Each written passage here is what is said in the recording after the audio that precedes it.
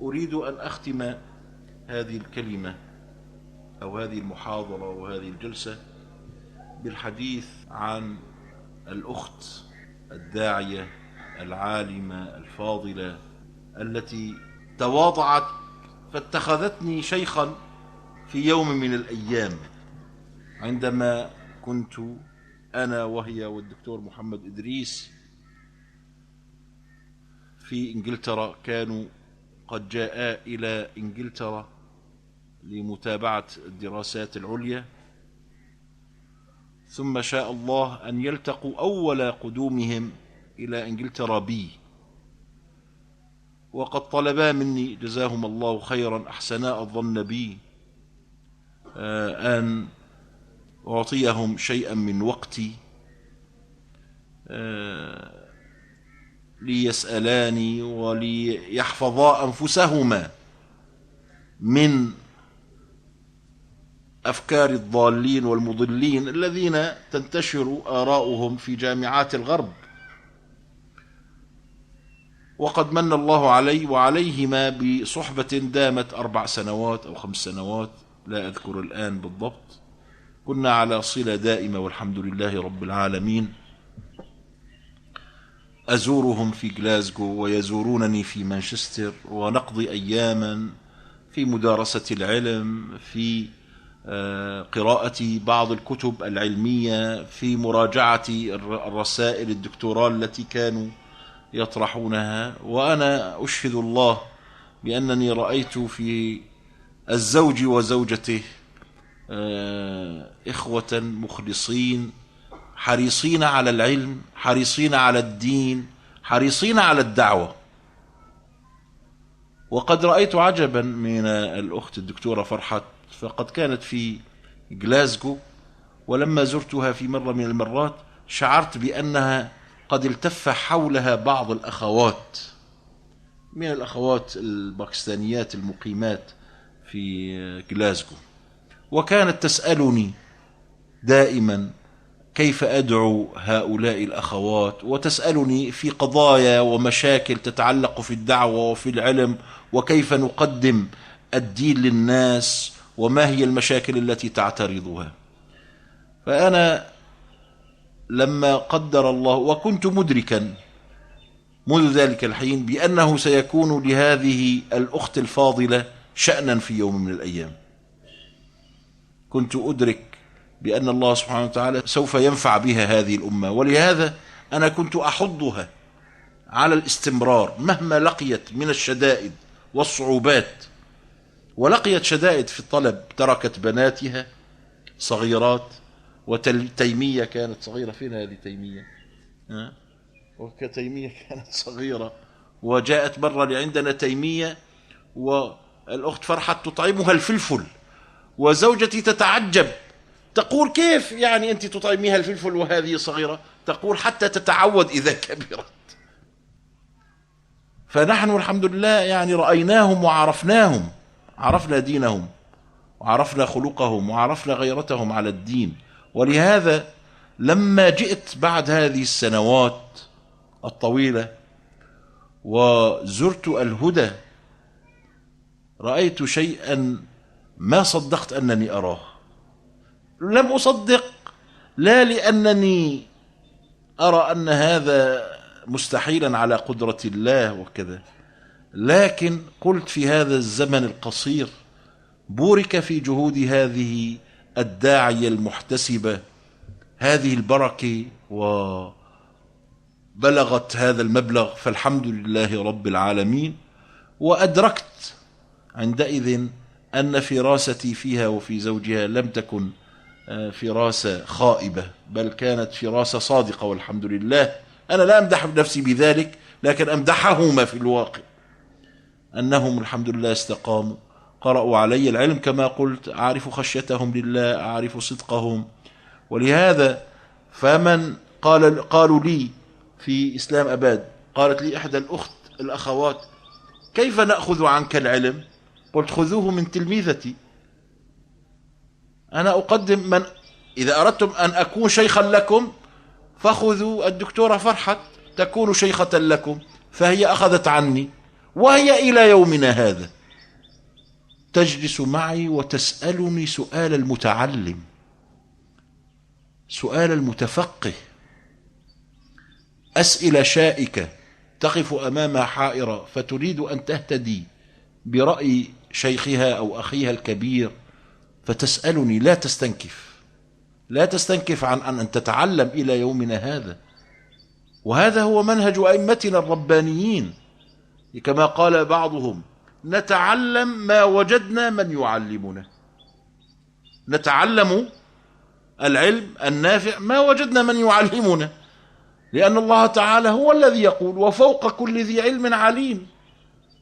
فالعلم مراحل ودرجات. ولهذا من أراد أن يأخذ العلم غضا طريا بإطار جميل، هي أنا أقول كلمة واحفظوها عني: لم يفقه عني أسلوب الدعوة التي أدعو إليه وهو منهج التيسير. هذا الكلام أنا كنت أقولها لها قديما، وهي تحاول الآن أن تطبقه، وقد زادت عليه بلا شك، زادت بما فتح الله عليها. أنا من زمان كان يهمني أمر الدعوة، وكيف نقدم الإسلام بمنهج النبوة في هذا العصر، بمنهج النبي، نقدمه بمنهج النبي في هذا العصر القرن العشرين، بدون أن نغير وأن نبدل فيه.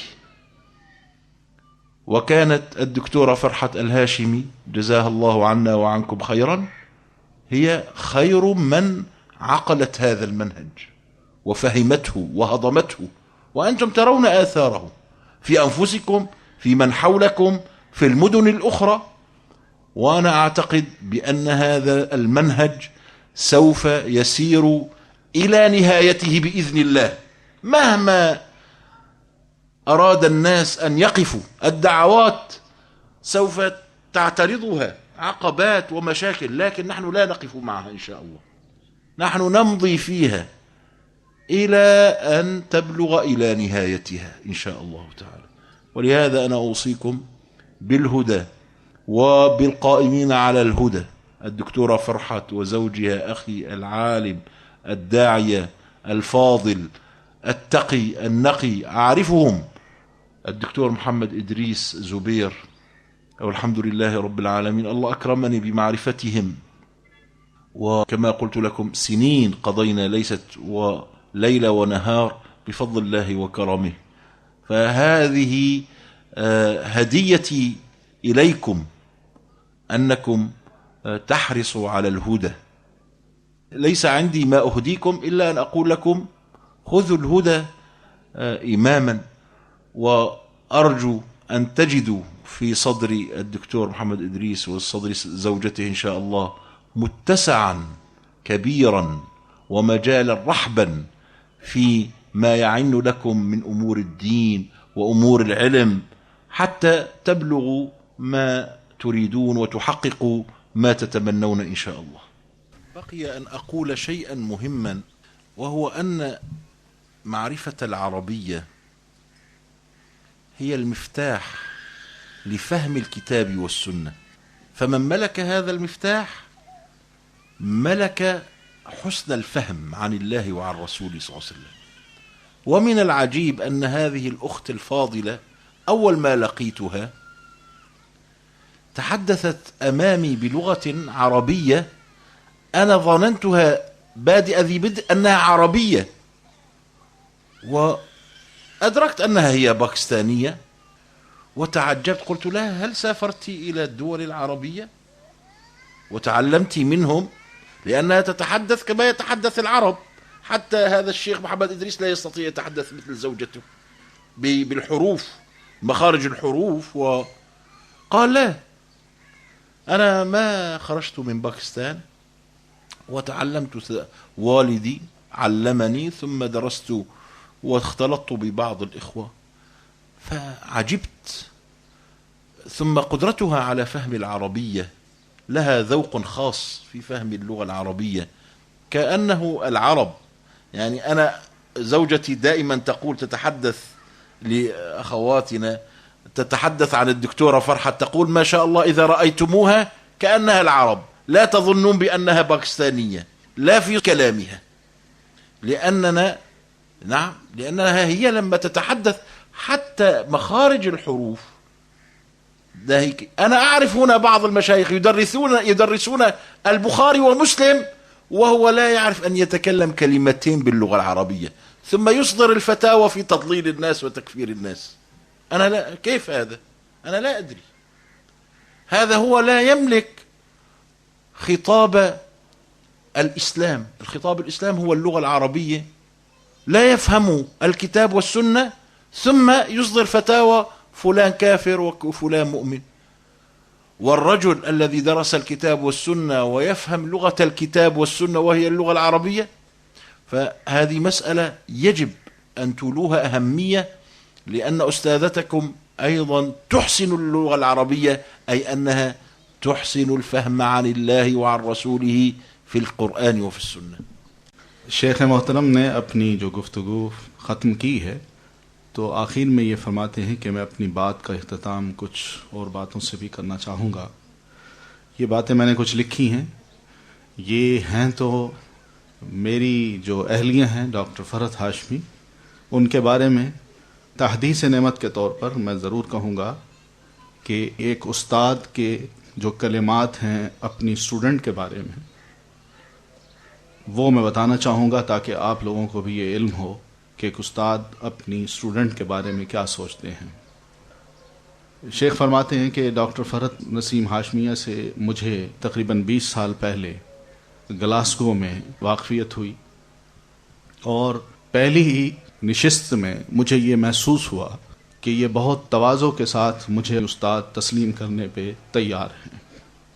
ہم دونوں جب انگلینڈ گئے تو ہم ان کی مجلس سے جو فائدہ اٹھاتے، ان میں پہلی بات تو یہ انہوں نے بتائی کہ یہ مجھ سے آ کے دین کے بارے میں کچھ ایسے سوالات کرتے تھے جن سے میں نے یہ محسوس کیا کہ یورپین یونیورسٹیز میں جو اسلام کے خلاف پروپیگنڈا ہے اور ان باتوں کو اسٹوڈنٹس کے ذہنوں میں اتارا جاتا ہے، یہ دونوں یہ چاہتے ہیں کہ کسی طرح ہم اس گمراہی میں نہ آئیں.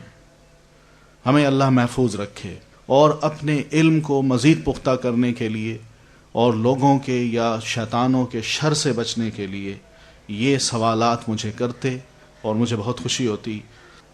ہماری ان سے الیک سلیک ہوئی اور پھر یہ تعلق بڑھا. گلاسکو میں شیخ صاحب فرماتے ہیں کہ میں خود بھی آ جاتا اور یہ کبھی کبھی مانچسٹر میرے پاس آ جاتے تھے. تھیسز لکھتے وقت بھی مجھ سے خاص طور پر سوالات کرتے، مشورے کرتے کہ ہم کس طرح لکھیں، کیا بات لکھی جائے اور کس طرح لکھی جائے. پھر یہ بھی کہ جب میں کبھی گلاسکو میں بعد میں آنے لگا کچھ عرصے کے بعد، تو میں نے محسوس کیا کہ گلاسکو میں بھی بین ہی یہی مناظر تھے جو یہ آج یہاں دیکھ رہے ہیں. یعنی اسلامک سینٹرز میں بہت سی خواتین ان کے لیکچر پہ آتی تھی، اور ان میں بھی تبدیلی دیکھی وہ یہی تھی جو یہاں پر دیکھی جا رہی ہے. تو یہ اکثر و بیشتر مجھ سے خواتین کے جو کہ یورپین معاشرے میں بڑھیں، وہاں پلیں، وہیں رہیں، ان کی جو مشکلات ہوتی تھیں ان کے بارے میں مجھ سے سوال کرتی تھیں کہ میں ان میں دعوت دین کس طرح دوں. ان کے یہ سوالات ہیں، یہ عادات ہیں، اور اس طرح یہ خواتین کرتی ہیں، ان کی یہ مشکلات ہیں، ماحول اس قسم کا ہے.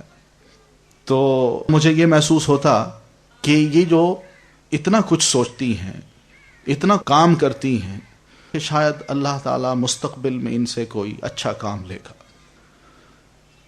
پھر اس کے بعد یہ ہے کہ تیمیہ اس وقت چھوٹی تھی. کبھی کبھار یہ جب ہمارے پاس آتی تو تیمیہ بھی ساتھ ہوتی.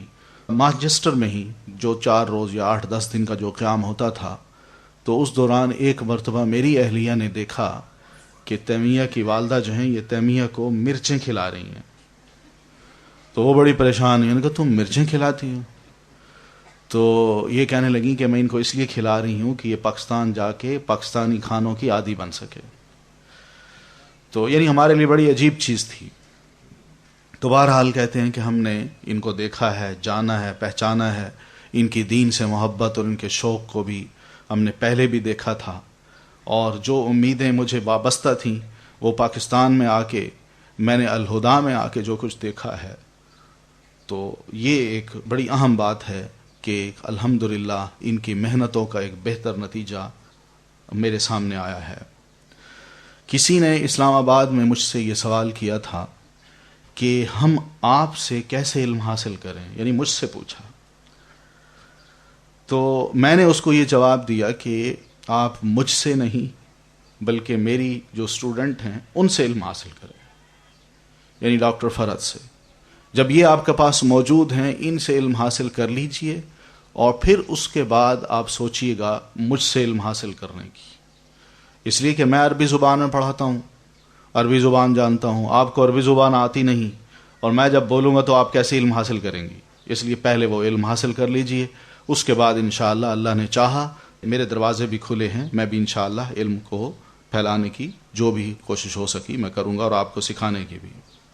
تو یہ فرماتے ہیں کہ مجھ سے یہ اس وقت بھی، یعنی یہ نہیں کہ کام بہت پھیل گیا ہے، میرے ارد گرد بہت عورتیں ہیں، میں بہت اونچی جا چکی ہوں، تو لہذا مجھے سوال کرنے کی اب ضرورت نہیں ہے اور نہ کسی سے سیکھنے کی ضرورت ہے، بلکہ یہ اس وقت بھی میرے سامنے ایک طالبہ کی طرح بیٹھتی ہیں اور مجھ سے سوال کرتی ہیں، اور جو مشکلات ہوں وہ مجھ سے پوچھتی ہیں. اس ملاقات میں جو چند دنوں کی ہے، اس ملاقات میں ان کا کہنا یہ ہے کہ بہت سے انہوں نے مجھ سے سوالات کیے اور ایک طالبہ کی طرح مجھ سے پوچھا ہے اور جاننے کی کوشش کی ہے، اور میں نے ان کو الحمدللہ ایسے ہی پایا ہے.